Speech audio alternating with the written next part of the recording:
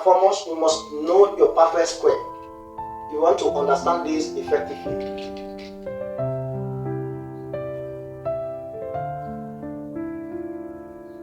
Perfect squares are 1, 4, 9, 16, 25, etc. These are all perfect squares. You should be able to know between 1 to 100. So now we're going to simplify this individually so that we can be able to simplify all of them together. Now we have 8. What are the factors of 8? Factors of 8 are 1, 2, 4, 8. Among these factors, which one is a perfect square? See, it's 4. That means we're going to have 4 times. What are you going to multiply this 4 to get 8? Is 2. That means we're going to have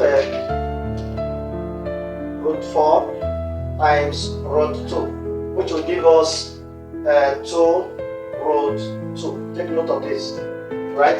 Then the next is 18. 18 also needs to be breaking down. What is the factors of 18? We have 1, 2, 9,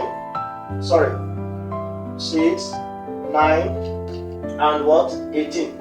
So among these factors of 18, which one is the perfect square among them? 9. So that means we have 9. 9 times what will give us 18? 2. 2. At the end you have root 9 times root 2. You have 3 root 2. 3 root 2. Please take note of this. Now we bring them together. We have 5 root 2 plus 2 in place of 8. 2 root 2 minus root 18, which is what?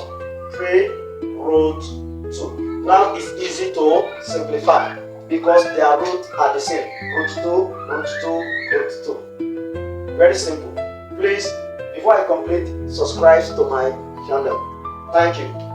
Now 5 plus 2 is 7 root 2 minus 3 root 2. And you have 4 root 2. As the final and correct answer, 4 root 2. The answer is 4 root 2. Thank you for watching.